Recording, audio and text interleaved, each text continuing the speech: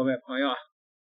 老話有云呢，老驥伏櫟，志在千里，英雄暮年，壮心不已啊！这都是对一些进入了老年的一些著名人物的激勵的话。可是呢，還有一句话叫做老而不死謂之賊呀。這些进入晚年的这些名人們有的就面臨着下台难的問題，因为他在台上享受了半生的這種榮耀的燈光，讓他自願的離開這個舞台不容易啊。美國總統里根就是一個很好的例子。里根呢卸任之後呢，還參加很多的這個演講啊、社會活動啊，他也有一個基金會，搞得也挺大的。但是呢，他得了老年痴呆了，開始出現說話呢着三不着兩的這個情況呢。他的夫人南希非常果斷的就直接宣布他病了，他已經老糊塗了，他不能再對外說話了。從此以後，里根就不再出來說話了。而馬英九呢，他的夫人呢，也曾經想學南希，是吧？用一紙聲明說馬英九老糊塗了，不再出來說話了。可是這個老糊塗他不願意自己走下舞台呀，現在出來一個勁兒的作我不是說馬英九快把自己給作到監獄裡邊去了嗎？馬英九的晚年可以說是聲望一敗塗地，因為他的女秘書王光慈的母親站出來揭露了馬英九還有虐待女秘書這回事兒，不忍了人家。王光慈的母親寫信給馬英九說，女兒兩度尋短見，將告發你職場霸凌。馬英九基金會呢29號正式提告蕭旭岑、王光慈等涉嫌侵占背信。然後呢，這個台灣的檢察機關呢給出的是一個叫民事案件的這麼一個回執，因為現在沒有足夠的證據證明確實發生了這回事兒，給了一個是個民事案件民事案件是對比較寬鬆的。至於說是去調查那個王光慈去傳訊蕭旭岑這都是非常非常寬鬆的，因為他沒有確實的證據，沒有上升到刑事這個事情。王光慈的母親隨後發給馬英九的公開信，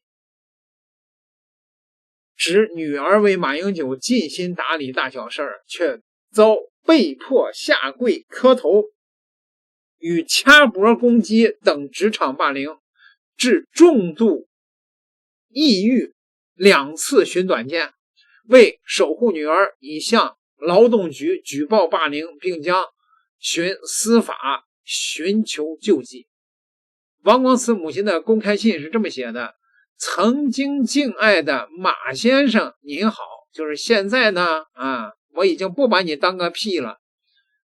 我是曾跟隨您10年，盡力盡心幫您打理大小事的前辦公室主任王光慈的母親。或許現在您可能不記得我了，過往每年您與夫人周美青很受歡迎的聯名春聯，就是我們母女費盡心思擬稿設計，你寫給我的感謝卡也一直被我懸掛在書桌旁。以前為您制作春聯時我倍感榮耀，但現在我是一個既傷心又憤怒的母親。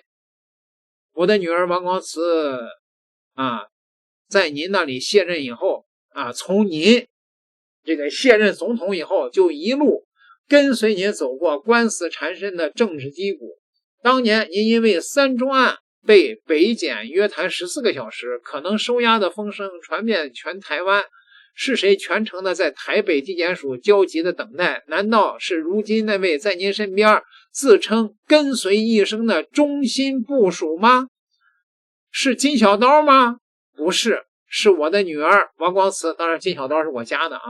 是誰一手策劃馬大九一日店員和一日外賣員啊，重新拉抬您的政治能量，讓您在2018年成为国民党最炙手可热的超级助选员。是那位号称辅选战无不胜的核心操盘手嗎？那个沾谁倒霉的金小刀吗？当然了，也是我家的啊，不是，是我女儿王光慈。是誰陪您去醫院檢查，在醫院大廳痛哭自責，沒能及早發現異狀，熬夜電話一一通知您遠在美國的家人們討論後續的照護的呀？是您那位自稱您多年的好友金小刀嗎？都不是，還是我的女兒王光慈啊。2024年4月從醫院回來開始，我女兒除了原本馬辦及基金會的工作以外，遵守馬家人的請託，要照顧您，壓力大到罹患了抑鬱症及焦慮症，沒想到卻遭逢被逼迫下跪磕頭、掐脖攻擊等令人髮指的對待。作為母親，您可知王光慈那天下午突然哭着回家，看到他紅腫的額頭，追問後得知此事，我是如何的心疼憤怒啊！所謂的跪天跪地跪父母，我養了40多年的女兒，連我和她已逝多年的爸爸都沒有讓她下跪磕頭，是在怎樣的情景下受到多大的壓力和委屈對您下跪磕頭的？如今我最後悔的事就是當時沒有堅持要女兒辭職。她說您的健康出了問題，已經答應了馬家人要盡力照顧，實在是不忍一走了之。我現在真的是非常非常後悔啊！如果當初能夠堅持一定要讓女兒離職，就不會再有後來從大陸返台前被掐脖送醫的悲劇了，也不會有今年2月份蒙受不白之冤被您趕出基金會的事情。這一連串的打擊讓光慈的憂鬱症急劇惡化成重度，夜不成眠，終日的哭泣發抖，甚至還2度尋短見，差一點就讓我失去了他。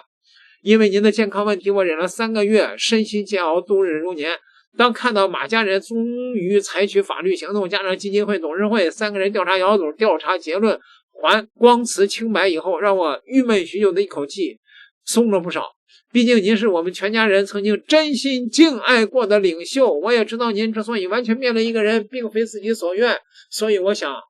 過去的就讓它過去，接下來您接受家人的安排，真正的退休，好好的休養。我女兒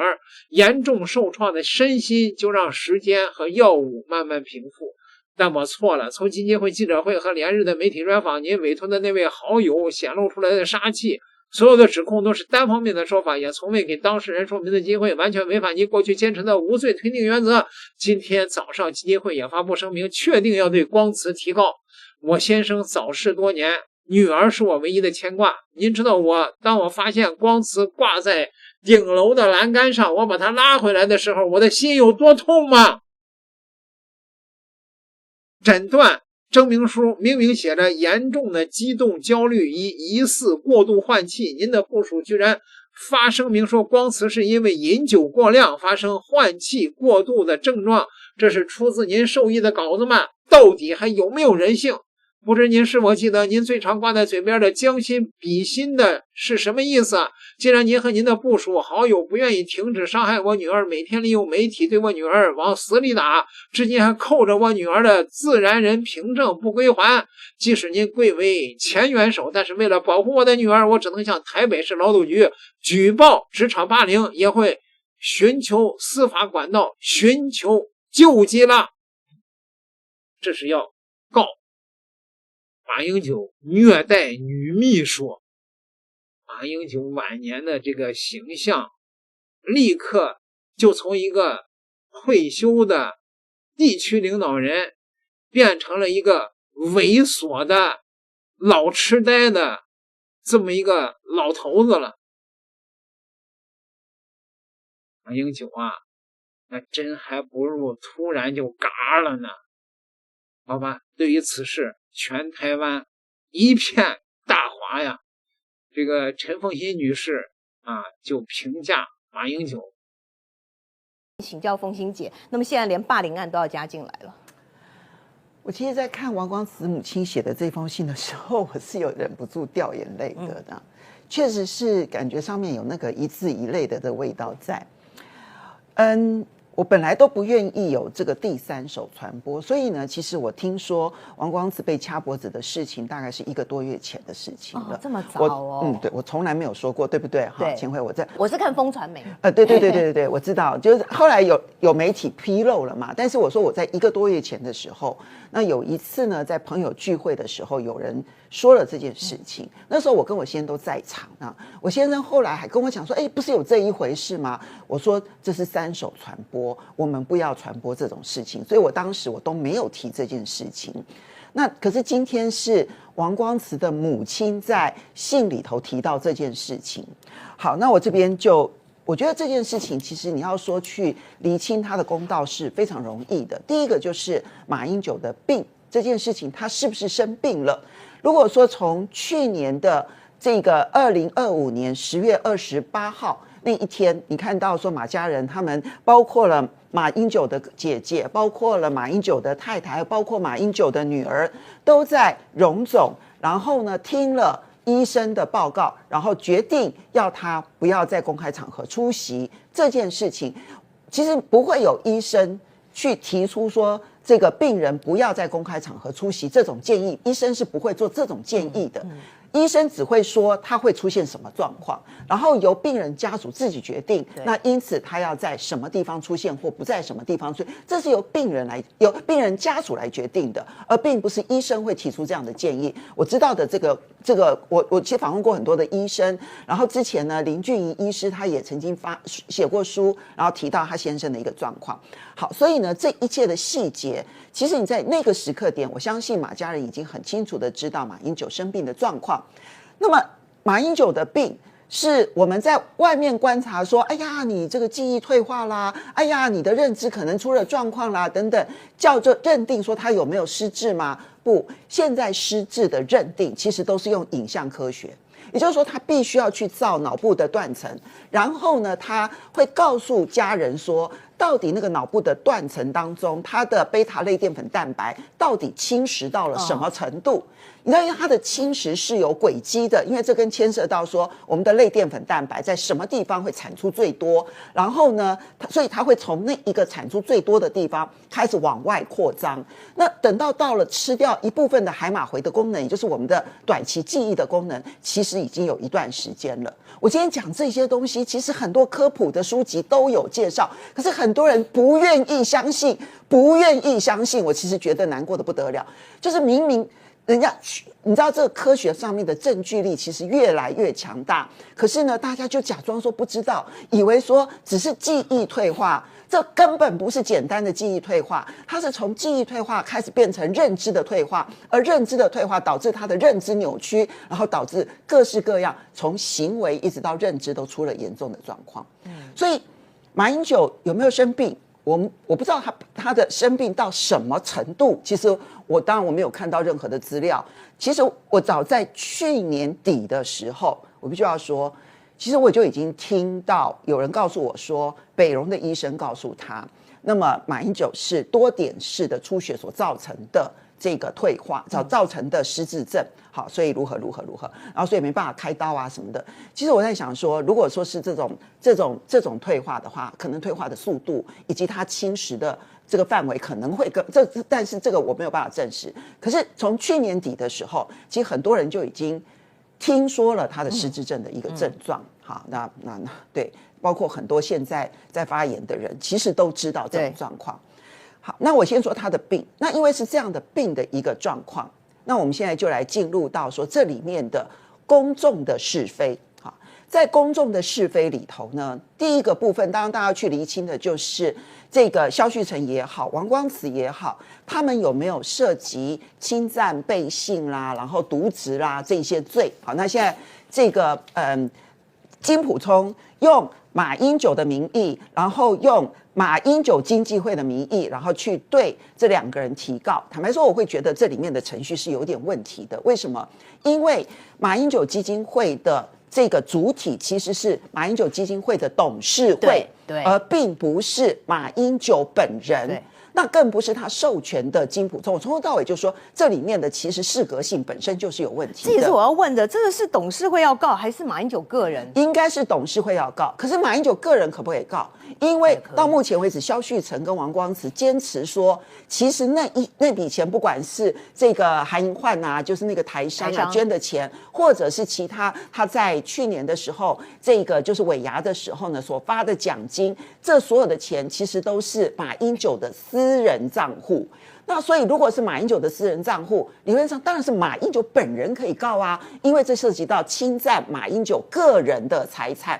所以我們把它分開來。基金會的部分，理論上來講，我認為跟基金會已經沒有什麼關係了。好，那基金會的主體也並不是馬英九或者馬英九去委託的金溥聰。那麼至於是私賬的部分的話，那當然就是馬英九本人確實可以告。是，可是呢，馬英九本人在告的這個過程，因為剛好又牽涉到另一個官司，就是呢，馬家人已經提出了輔助宣告。對，如果說這個輔助宣告在馬英九提告之後的審理的過程，就宣告了說他必須要採取輔助宣告的話，那這一個侵占案也就可能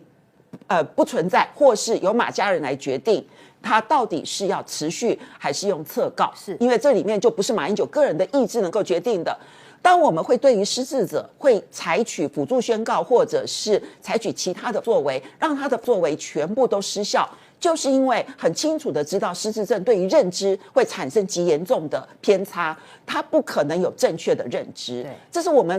一直在說，其實失智症這件事情對於台灣來講很重要，可是大家都不願意去理解失智症到底會出現什麼樣子的情況，還以為只是簡單的照護問題，還以為只是簡單的記憶退化問題，它不是不記得的問題，它是認知會錯亂的問題。好，那我們今天在這裡面呢，其實所以那既然提告了，我覺得就算提告也是可以查清楚一些事情，因為我說蕭旭岑跟王光慈有沒有涉及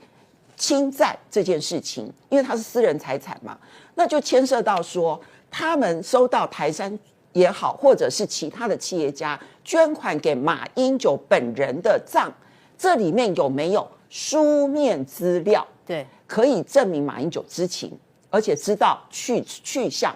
這裡面就是你知道，就是說他不因為現在大家口頭的誰都不認了嘛。馬英九如果被認定是失智症的話，坦白說，他現在在法庭上面作證的作證力也會近乎零，他就沒有什麼任何的作證力。对，那所以呢，將會是由他有沒有書面資料，比如說他們有沒有成公文給馬英九，然後馬英九有沒有簽核啦，或者是不管是錢的去向或者的流向等等，這個部分他就要簽核給馬英九本人。那馬英九有沒有書面的資料，或者是在通訊上面的資料，或者是他們跟馬英九的家屬的通信的資料，這一些可以作為法庭的證據。那這裡面就要看蕭旭岑跟王光慈到底保持這些證據保持到一個什麼樣子的程度。那我們現在不確知。那因為基金會的董事是他們是有調查了蕭旭岑跟王光慈，所以呢，他們認為他們提供的證据力是足夠的。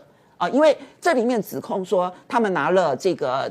其他人就捐款的錢，然後說是捐給馬英九本人，然後去發這個年終獎金這件事情，他們就說這件事情呢，這個其實是這個金溥聰，其實他們很早就已經指控這樣。那馬英九基金會的3名董事調查了這件事情，他們問了蕭旭岑跟王光慈，他們說他們有看到證據。那我現在不知道，因為我沒有看到證據。那這個部分是法庭上的攻防。不過我最後要提一點，就是說，在這整件事情當中，我覺得最遺憾的一件事情是，就是金溥聰對我來說，我覺得這裡面金溥聰的問題是很大的。好，我的認定是如此，大家可以不同意我的意見哈。可是我為什麼我會認定金溥聰的問題很大？你看到他所敘述的所有的過程，你有沒有發現一件事情？馬英九在他生病之前所信任的人，不管是他那時候信任的是蕭旭岑，信任的是王光慈，他信任的是馬以南，他信任的是周美青，他信任的是他所任命的這些董事，這些人金溥聰沒有一個談上話的耶，一個都沒有耶。就是說，如果你要幫馬英九調查出事實的真相，你是不是就算是法官，也是原告被告同步的成證，對不對？是。那今天你只聽了一個隨扈，然後提供的資料，提供完這些資料之後，他也沒問蕭旭岑，他也沒問王光慈，完全都是單方面的。他也沒有，他只有那個隨扈加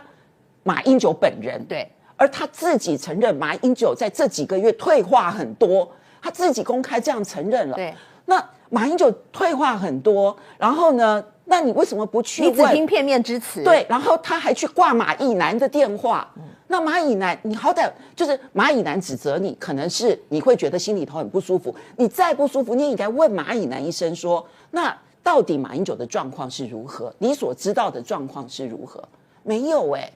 然後他去透露說，馬英九跟周美青現在根本是沒有住在一起。他就憑着馬英九在打電話的時候，以及他的反應說，我去敲門，周美青沒有應門，如何如何，就說他們沒有住在一起。那請問一下，你真實的知道他們相處的狀況嗎？而你透露的這一部分的隱私，是你長期的觀察，還是你就憑着一通電話，然後就決定了他們沒有住在一起，然後透露這些隱私？我其實要講的是說，當你要根據馬英九退化後的馬英九所說的任何的事情去做決策之前，或者是去做決定、去做出指控之前，你要不要問一問過去這幾年一直陪在他身邊的人到底是怎麼看的？我覺得這件事情對我來說最遺憾的就是如此，因為馬英九基金會的每一個董事都跟馬英九其實有數十年的交情。那馬以南是他的姐姐，周美青是他的太太。你沒有問過這裡面的任何一個人，然後做出了你認為只有你在保護馬英九的指控，我覺得這件事情太不合理了。馬英九一世英名毀於痴呆，當然了，也有很多的輿論說這個馬英九不是傻，他是壞。我還是願意相信馬英九是傻。点個訂閱吧，咱們下期再聊。